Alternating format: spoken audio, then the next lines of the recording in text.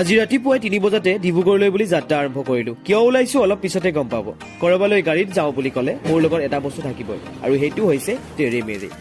মই খাই হলে অতিপাত ভাল পাওঁ। ধেমাজি আৰু ডিব্ৰুগড় সংযোগী দলক বগীবিল পাৰ হৈ আমি সুকলমে পালোহি ডিব্ৰুগড়। কিয় আহিছো জানেনে? আজি মোৰ আছে Ctet এক্সাম উইদাউট প্ৰিপেয়াৰ। তো মোৰ এক্সাম খতম হৈ গ'ল 12 বজাত। বাকীবোৰ এতিয়া ভগৱানৰ ওপৰত এৰি পানী একোটাকে মই খাই লওঁ। এইফালে গাড়ী ফচিল মোৰ ট্ৰেফিকত। পেটৰ তৰাণাত ধৈৰ্য ধৰি যেনে তেনে বহি আছো।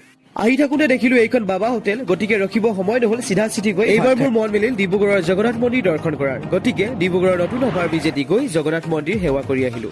মন্দিৰটো বহুত বেছি ধুনীয়াকৈ সজাই থৈছে, সম্ভৱ ৰাম মন্দিৰ ইনগ্ৰেশ্যনৰ বাবে। তো ফাইনেলি দিনটোৰ শেষত ডিব্ৰুগড়ক দিলো বাই বাই। তো ঘৰলৈ বুলি ৰাওনা কৰিলো। ৰাস্তাতে ৰেষ্টুৰেণ্ট এখন পাই প্ৰথমে খাই ললো একাপ ৰঙা চাহ, মাইণ্ডটো ফ্ৰেছ কৰি ললো। তাৰপিছত অৰ্ডাৰ কৰিলো চিকেন চাওমিন খালো উদয় পুৰাই। তাৰপিছত অৰ্ডাৰ কৰিলো মই চিকেন পকোৰা। এবাৰ চিকেন পকোৰা